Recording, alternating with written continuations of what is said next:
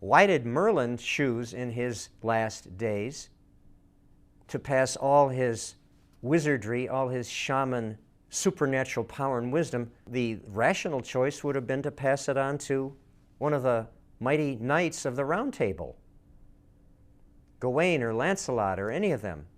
He chooses this wild young forest fairy, this young girl, Nanayan, because she is the future. The Knights of the Round Table and their King Arthur, that represents the establishment, that represents the status quo. That represents that 11th hour community on the shore with all their limits that come along with the status quo, that come along with the established order of things. Well, when we're moving forward, especially when we're going through this dramatic revolutionary paradigm shift, going from Act 2 into Act 3, from the paradigm of Abraham, the paradigm of Jesus, into this paradigm ruled by the Spirit, and Spirit channeling, manifesting itself as a more romantic love, we need the wildest, most powerful force we can partner with to make this revolutionary leap, this extraordinary promotion.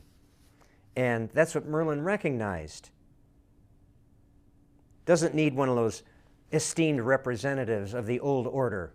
We need something unbounded, unlimited potential, just as I have been chosen by the Spirit for this predestined union with this wild young girl who's now out in California. Not the most logical, sensible choice by the community's standards.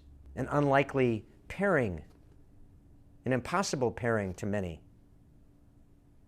Yet she has that same wild, raw energy, that same youthful potential, rough around the edges, raw, unpolished, unruly at times. The Spirit has anointed both of us, chosen both of us, even though in our brains we might not have chosen each other. But in our hearts, we guzzle that predestined union.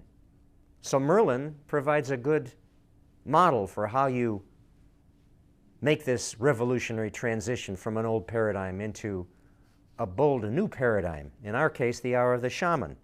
She, my beloved, just like Nanayan in this Celtic myth of Merlin, represents the future, meaning an unstoppable life force, the way, the law of the Tao, the way of life.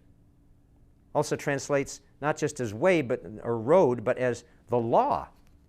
The law is that life keeps moving forward. You can't cling to this past, this established order, this comfort zone, the ordinary. You have to keep being pulled by this unstoppable life force, that wild, raw, unpolished, unruly, tumultuous life force. Merlin had his hands full with that young fairy goddess Nanayan.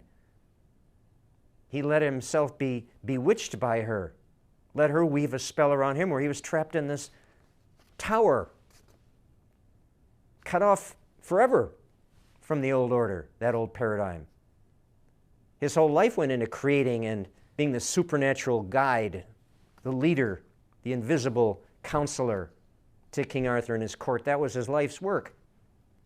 When he surrendered to this wild young fairy goddess, Nanayan, this creature of the forest, just as he was a creature of the forest, and when he returned to the forest, to the source, to the spirit world in his last days, with her as his final companion, he gave her everything. Everything, even knowing that she would weave this spell to entrap him. And as the story tells us, there were very few nights that she did not come and join him in amorous lovemaking. So he had no regrets about the bargain that he made. He had what he wanted. Just as I have no regrets about the bargain I've made about the destiny that has been chosen for me by the Holy Spirit to play out this impossible love story that will entertain the source greatly and will allow me to do my part in facilitating this revolutionary transition from Act 2 to Act 3 in the hour of the shaman.